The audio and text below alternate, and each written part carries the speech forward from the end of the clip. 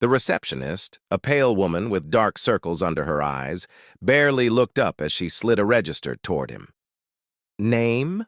she asked in a monotone voice. "Aman Khanna. I booked a room online," he replied, rubbing his tired eyes.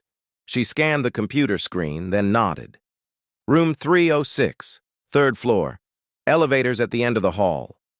A man took the key card and dragged his suitcase toward the elevator, its metallic doors reflecting his weary face. As the elevator ascended, he felt a strange sensation, as if the air grew heavier. The soft hum of the machine was the only sound, but he couldn't shake off the feeling that someone was watching him. The hallway on the third floor was dimly lit, the yellow lights flickering sporadically.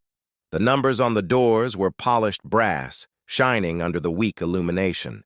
He walked past 301, 302, 303, but when he reached where 306 should have been, he stopped.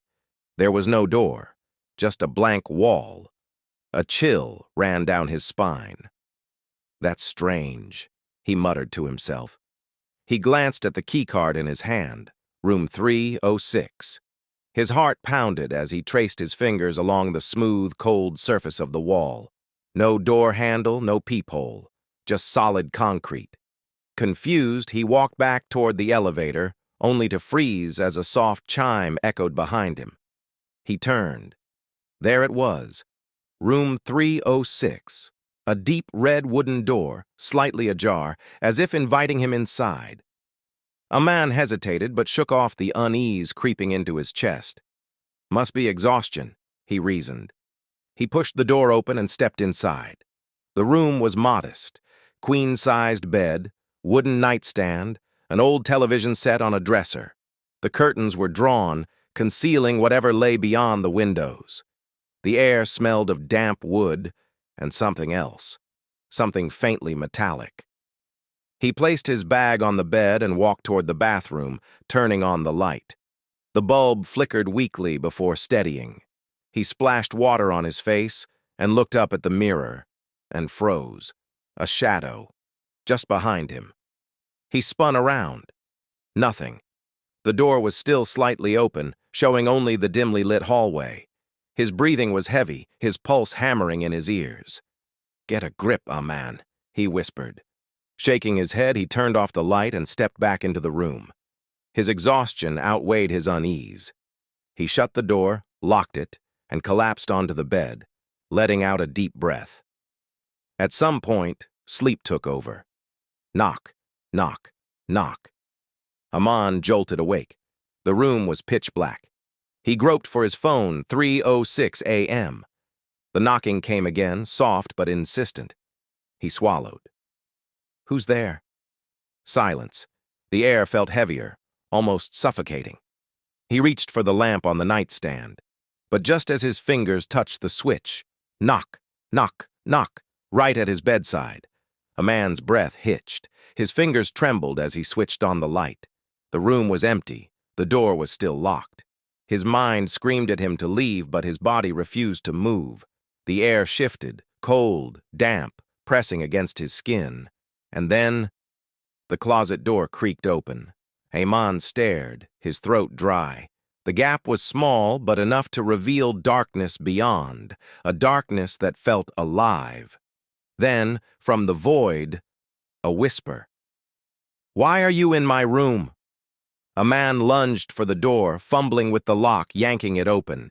He ran down the hallway, his own footsteps echoing in his ears. The elevator seemed miles away, but he reached it, slamming the button repeatedly.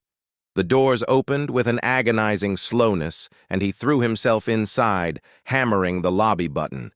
As the doors began to close, he dared to look back. The hallway was empty, but room 306's door was wide open now, and inside, standing in the darkness, was a figure, staring. The elevator doors shut. Aman leaned against the wall, his breath ragged. The ride down felt endless. When the doors finally slid open, he stumbled out, rushing toward the reception desk. The same woman was there, staring at him blankly. "Room 306, he gasped. "Something's wrong. There's someone in there." The receptionist's face remained emotionless. "Sir, we don't have a room 306. A man's stomach dropped. "What are you talking about? I just stayed there." She turned the register toward him. His name was there, but under room number, blank. A man took a step back, shaking his head. "No, no, this isn't possible." The woman's expression darkened. "Sir, are you sure you checked in here?" His mind reeled. The long drive, the exhaustion, the flickering lights, the missing door. Had any of it been real? His suitcase? His phone? He turned, scanning the lobby. His bag was nowhere to be seen. His phone, he reached for his pocket, was gone. His breath quickened. "What's happening?" The woman finally looked up, her gaze colder than before. "Sir, are you feeling all right?" A man staggered back. The chandeliers flickered. The room darkened. A shadow stretched from behind the reception desk, crawling toward him, and the